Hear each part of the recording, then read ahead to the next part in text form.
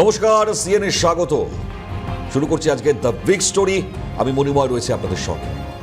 আজকের আলোচনার বিষয়বস্তু কোনো একটা নির্দিষ্ট ঘটনা মাত্র নয়, এটা একটা ভারতীয় রাজনীতির অভূতপূর্ব অবনমন, নীতিহীনতা এবং ক্ষমতার অস্তিত্ব রক্ষার করুণ মরিয়া প্রচেষ্টার তোলে।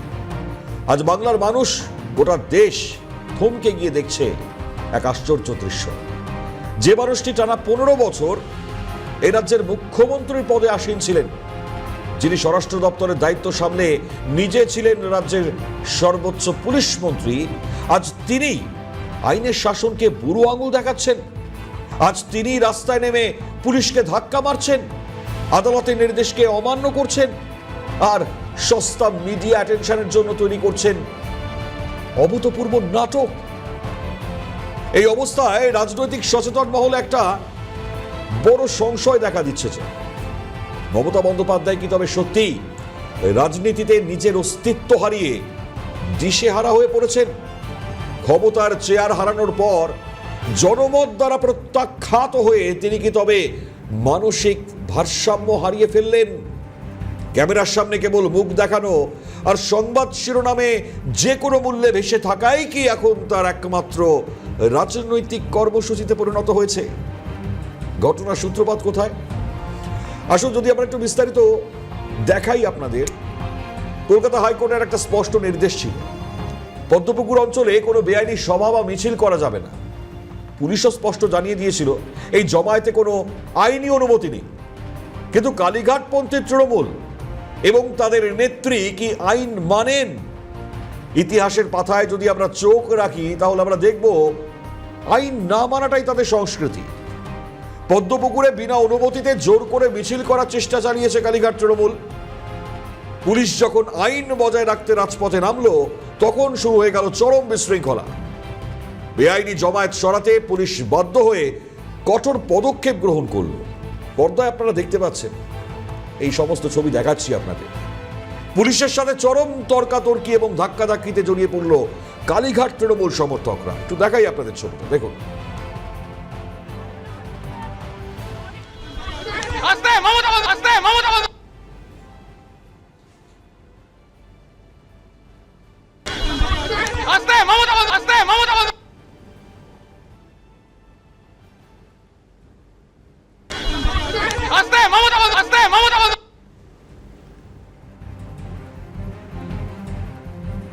এই হচ্ছে ছবি আপনাদের দেখালাম।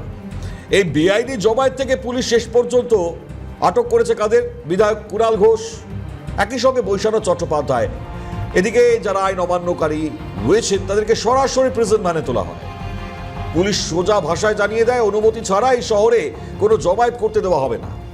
কিন্তু গল্প এখানেই শেষ নয়, আসল নাটক শুরু হলো এরপরেই। একটা রাজ্যের প্রাক্তন মুখ্যমন্ত্রী, যিনি 1.5 দশক ধরে নিজের রাজ্য পুলিশ প্রশাসনকে পরিচালিত করেছেন, তিনি যখন রাস্তায় নেমে দায়িত্বপ্রাপ্ত পুলিশ কর্মীদের গায়ে হাত তোলেন, ধাক্কা মারেন, তখন প্রশাসনিক ব্যবস্থার আর কি অবশিষ্ট থাকে? উচ্চ আদালতের বারণ, কলকাতা পুলিশের স্পষ্ট অনুরোধ, সবকিছুকে পায়ে ডোলে মমতা বন্দ্যোপাধ্যায় রাজপথে নামলেন। তিনি কি জানতেন না যেই মিছিল সম্পূর্ণ বেআইনি? অবশ্যই জানতেন, কিন্তু আইন মেনে চলা তো তার অভিধানে নেই। দেখুন সেই দৃশ্য আমরা দেখাচ্ছি আপনাদের, যেখানে পুলিশ আধিকারিকরা হাত জোর করে বিনীতভাবে অনুরোধ করছেন, আদালতের নির্দেশের কথা স্মরণ করিয়ে দিচ্ছেন, আর তার জবাবে প্রাক্তন মুখ্যমন্ত্রী পুলিশকে ধাক্কা দিচ্ছেন, পুলিশের সাথে বাকযুদ্ধে জড়িয়ে পড়ছেন। যে মানুষটি সুদীর্ঘ 15 বছর এই রাজ্যের মুখ্যমন্ত্রী ছিলেন এবং নিজে স্বরাষ্ট্রমন্ত্রী হিসেবে পুলিশ দপ্তর পরিচালনা করেছেন, তিনি কিভাবে আইন শৃঙ্খলা রক্ষার ন্যূনতম সাধারণ নিয়ম কানুনকে এভাবে বুড়ো আঙুল দেখাতে পারেন? নাকি রাজনৈতিক শক্তি ও ক্ষমতা হারানোয় তীব্র হতাশায় তিনি আজ দেশের আইন কানুন, আদালত এবং সংবিধানকেই নিজের মুখ্য শত্রু বলে ধরে নিয়েছেন? আজ গোটা রাজ্যের সচেতন মানুষের মনে এই প্রশ্ন গভীরভাবে নাড়া দিয়ে যাচ্ছে। মিছিল যখন ছত্রভঙ্গ হয়ে গেল, অনুগামীরা যখন পুলিশের হাতে আটক, তখন নেত্রী কি করলেন? দায়িত্বশীল নেতার মতন কি তিনি আইনি পথ খুঁজলেন? না, তিনি শুরু করলেন নতুন নাটক। হেলমেট ছাড়া একটা ট্রিপল রাইডিং স্কুটারে চেপে বসলেন। হ্যাঁ, প্রাক্তন মুখ্যমন্ত্রীর এই ছবি দেখলাম। হ্যাঁ, আপনারা ঠিকই শুনেছেন, আইন ভঙ্গ এখানেই শেষ নয়।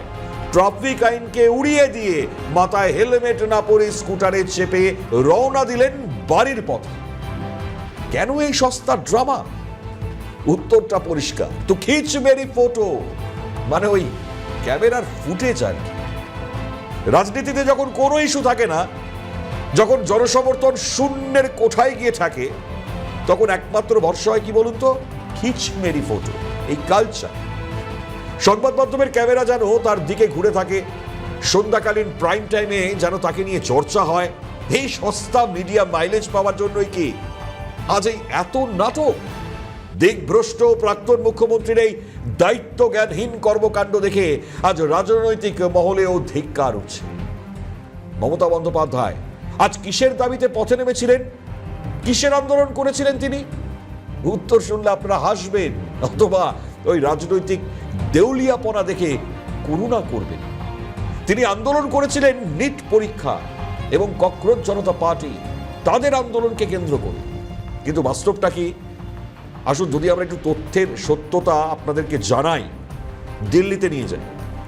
দিল্লিতে ককরোচ জনতা পার্টির আন্দোলন বহুদিন ধরে চলছিল। কেন্দ্র সরকার তাদের দাবি উড়িয়ে দেয়নি, বরং অত্যন্ত সংবেদনশীলভাবে আলোচনার টেবিলে বসেছে। সাউথ ব্লক সংসদ ভবনে দীর্ঘ পর্যালোচনা, চরম দর কষাকষি হয়েছে। তারপর ঐতিহাসিক সিদ্ধান্ত গৃহীত হয়েছে। কেন্দ্রীয় মন্ত্রী প্রবীণ বিজেপি নেতা জেপি নাড্ডা স্বয়ং মিডিয়ার সামনে এসে অত্যন্ত সংযত গঠনমূলক বার্তা দিয়েছেন। সিজেপির রাখা যে তিনটি প্রধান দাবি তা পুরোপুরি মেনে নেয় কেন্দ্রের সরকার। আন্দোলনরত ছাত্র যুবদের বিরুদ্ধে থাকা সমস্ত এফআইআর ও মামলা পর্যালোচনার মাধ্যমে প্রত্যাহারের সিদ্ধান্ত নেওয়া হয়েছে। নিহতদের পরিবারকে ক্ষতিপূরণ দেওয়ার বিষয়ে নীতিগতভাবে সদর্থক সম্মতি জানানো হয়েছে।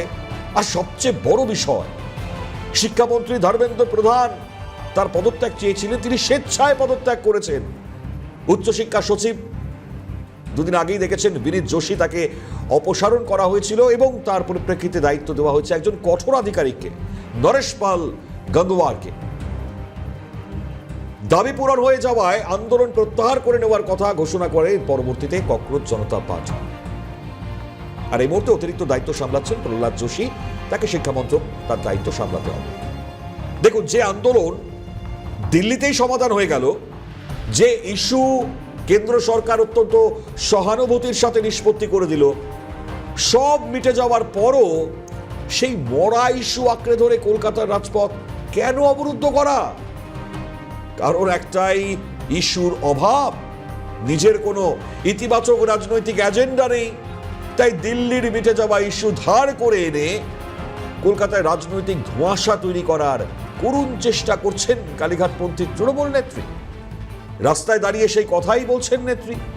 শোনাই নেত্রীর বক্তব্য।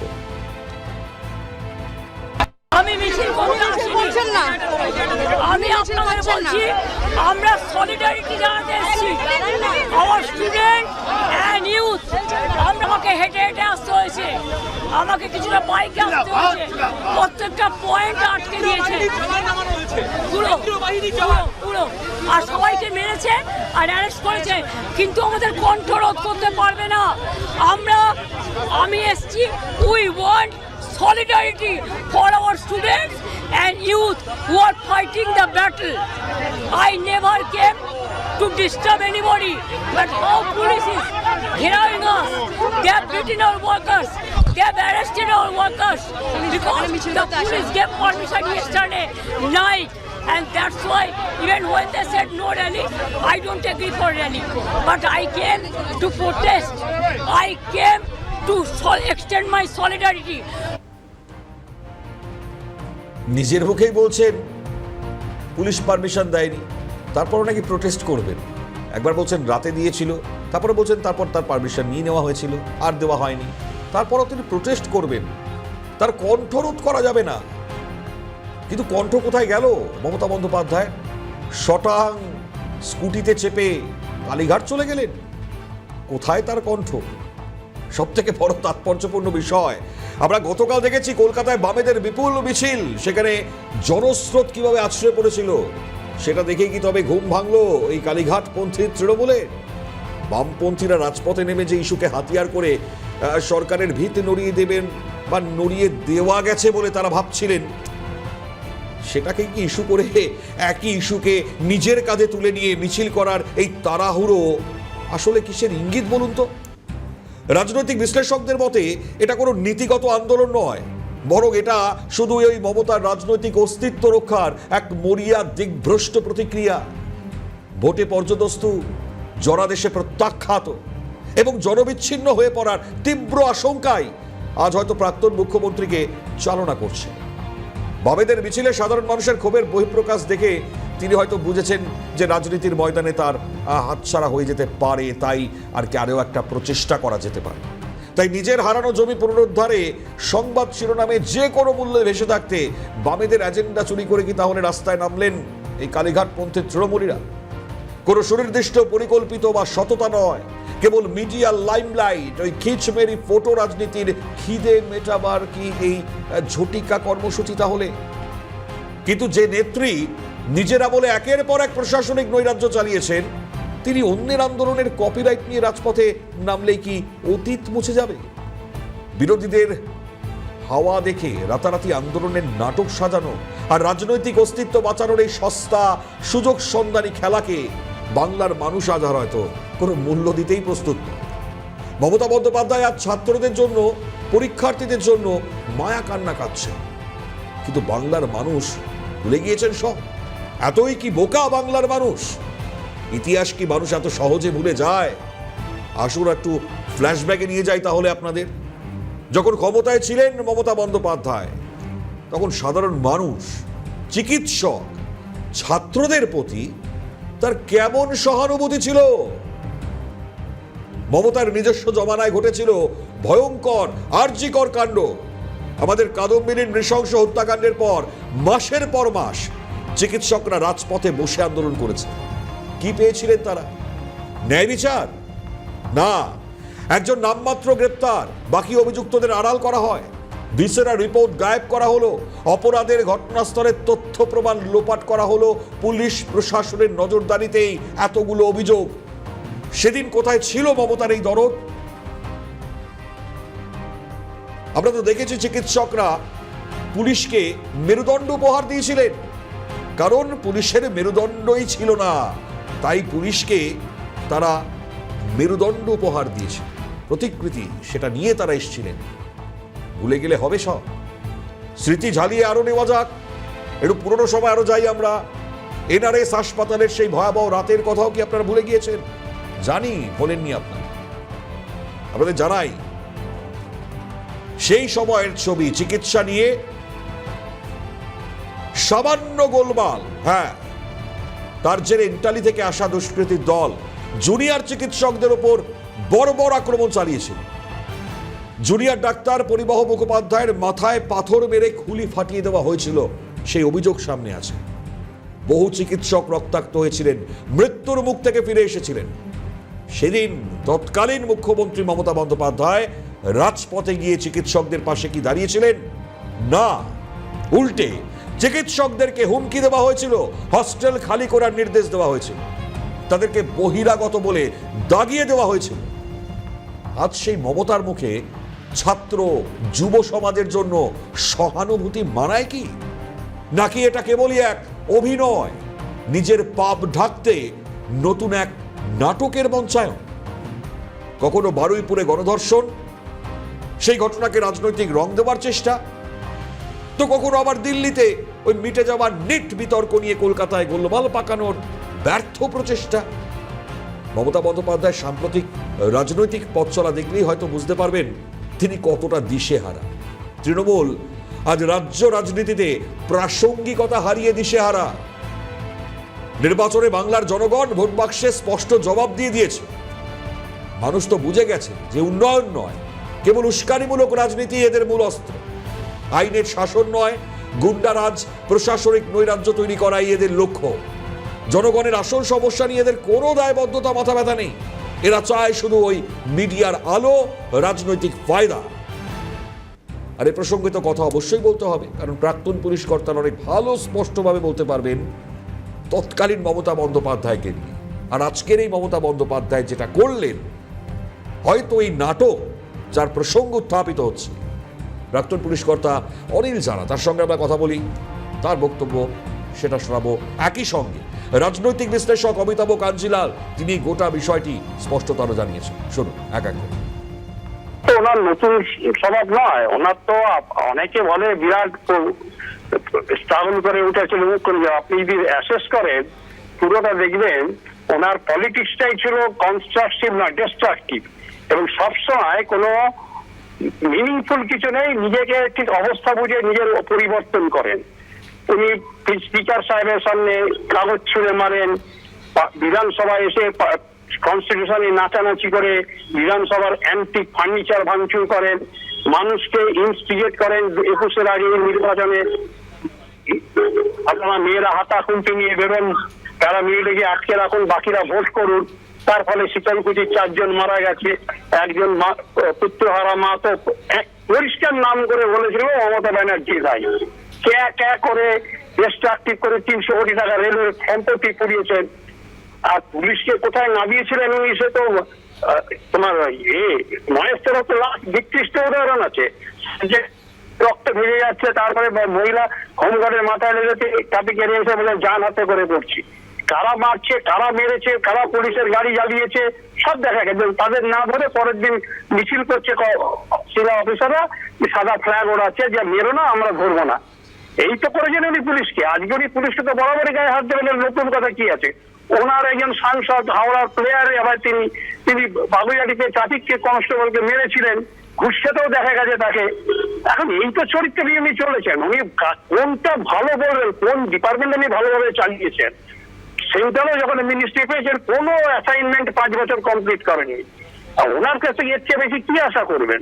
পশ্চিমবঙ্গের রাজনীতির নিরিখে মমতা বন্দ্যোপাধ্যায়ের রাজনীতিকে যদি আমরা পর্যালোচনা করি, সেটা বিরোধী দলনেত্রী হিসেবেই হোক কিংবা সরকার প্রধান হিসেবে, আমরা দেখব তিনি বরাবর নেতিবাচক এবং এক ধরনের বন্ধা রাজনীতির জন্ম দিয়েছেন। কথা মুখে বলেছেন তিনি মা মাটি মানুষ ইত্যাদি ইত্যাদি, কিন্তু কার্যত পশ্চিমবঙ্গকে রসাতলে পাঠিয়ে দিয়েছেন।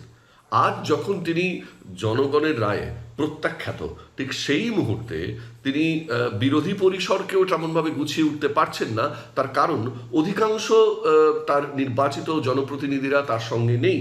বিরোধী পরিসরও যখন তার হাতছাড়া হয়ে গেছে, মানে শাসক হিসেবে তিনি পর্যুদস্ত, বিরোধী পরিসরেও যখন তার হাতছাড়া হয়ে গেছে, তিনি এখন ভেসে থাকতে চাইছেন, প্রাসঙ্গিক থাকতে চাইছেন, কারণ রাজনীতিতে এটাই তার শেষ আশ্রয়, লাস্ট রিসর্ট। অন্যথায় সাধারণ নাগরিকের মতো যদি তার জীবনযাত্রা হয়ে যায়, তাহলে যত ধরনের অনিয়ম দুর্নীতি ইত্যাদি অভিযোগ জমা আছে তার এবং তার ভাইপো অভিষেক বন্দ্যোপাধ্যায়ের বিরুদ্ধে, এদের জেল যাত্রা একেবারে সুনিশ্চিত। অতএব কিছু জনবলকে পেছনে নিয়ে তিনি চাইবেন রাজনৈতিক পরিসরে ভেসে থাকতে, এবং সেটা বেশিরভাগ ক্ষেত্রেই মিডিয়া দৃষ্টি আকর্ষণ করে, কারণ এই মুহূর্তে তার কাছে রাজনীতিটা ওই দর্শনধারী রাজনীতি। এই হচ্ছে রাজনৈতিক বিশ্লেষক এবং প্রাক্তন পুলিশ কর্তাদের মমতা বন্দ্যোপাধ্যায় নিয়ে সামগ্রিক যে ছবি তারা দেখেছেন তা তারা বললেন। তো পরবর্তীতে নির্বাচনে পর্যদস্ত হয়ে জনগণ দ্বারা সম্পূর্ণ প্রত্যাখ্যাত মমতা বন্দ্যোপাধ্যায় তাহলে নিজের অস্তিত্ব কি সম্পূর্ণ হারিয়ে ফেললেন? যে মমতা বন্দ্যোপাধ্যায় এখন নিজের অস্তিত্ব বাঁচাতে খড়কুটো আঁকড়ে ধরছেন, কিন্তু বাংলার জাগ্রত জনতা সব তো বুঝে গিয়েছেন, অত বোকা নন। তারা জানেন আন্দোলন কোনো অধিকার আদায়ের আন্দোলন নয়, এ তো হলো এক পরাজিত দিগ্ভ্রষ্ট নেত্রীর লামলাইট, সেখানে থাকার মরিয়া কামড়। আজ সময়ের কোষ্ঠী পাথরে দাঁড়িয়ে মমতা বন্দ্যোপাধ্যায়ের রাজনীতি এক প্রকাণ্ড শূন্যতার মুখোমুখি। যে ক্ষমতার দম্ভে তিনি 15 বছর ধরে সংবিধানে আঘাত বারবার করেছেন, সাধারণ মানুষের কণ্ঠরোধ করেছেন, আর প্রশাসনিক সংস্থাকে নিজের ব্যক্তিগত জমিদারি বানিয়ে রেখেছিলেন, আজ সেই ক্ষমতার তাসের ঘর ভেঙে গুড়িয়ে গেছে। যিনি নিজে দীর্ঘ 1.5 দশক ধরে স্বরাষ্ট্রমন্ত্রীর গদিতে বসে রাজ্য পুলিশকে রাজনৈতিক গোলাম বানিয়ে রেখেছিলেন, মনে আছে আপনাদের? ওই টেবিলের তলায় পুলিশ লুকোতেন তৎকালীন মমতা বন্দ্যোপাধ্যায় সেই আমল। বাকি যারা আরো ছিলেন সেই সময় IAS IPS, তারা গিয়ে আবার হাত পায়ে প্রণাম করতেন। এই ছবি আমরা দেখে গিয়েছি। এইভাবে পুলিশকে চাটুকারিতায় রেখে পদহেলিত করে গিয়েছেন মমতা বন্দ্যোপাধ্যায়, কখনো তুমি কখনো তুই। প্রশাসনিক সভা থেকে সেই দিনগুলো কি আর কেউ ভুলে গিয়েছেন? তো এই হচ্ছেন মমতা বন্দ্যোপাধ্যায়, যিনি লাগাতার এই ছবিগুলো রাজ্যের মানুষকে দেখিয়েছে। আদালতের নির্দেশকে বুড়ো আঙুল দেখানো যার অভ্যাসে পরিণত হয়, আজ সেই প্রাক্তন মুখ্যমন্ত্রীকে যখন রাজপথে নেমে কর্তব্যরত পুলিশকে সজোরে ধাক্কা মারতে দেখতে হয়, আদালতের রায় ভেঙে বেআইনি জমায়েত করতে হয়, তখন বুঝতে হবে রাজনীতির দেউলিয়াপনা কোন চরমে গিয়ে ঠেকেছে। যে নিট বিতর্ক দিল্লিতে সমাধান হয়ে গেছে, যেখানে কেন্দ্রীয় শিক্ষামন্ত্রী স্বতঃস্ফূর্তভাবে পদত্যাগ করেছেন, ছাত্র সমাজকে জয়ী হয়ে ঘরে ফিরেছে, সেই নিভে যাওয়া ছাইয়ে ফু দিয়ে কলকাতায় নতুন করে বিশৃঙ্খলা তৈরি করতে চাওয়া কোনো সুস্থ রাজনৈতিক নেতার কাজ কি হতে পারে? এটা একটা মানসিক দিক থেকে বিপর্যস্ত, নীতিহীন এবং অস্তিত্ব সংকটে ভোগা রাজনৈতিক চক্রান্ত ছাড়া আর কি কিছু? আপনারাই ডিসাইড করুন।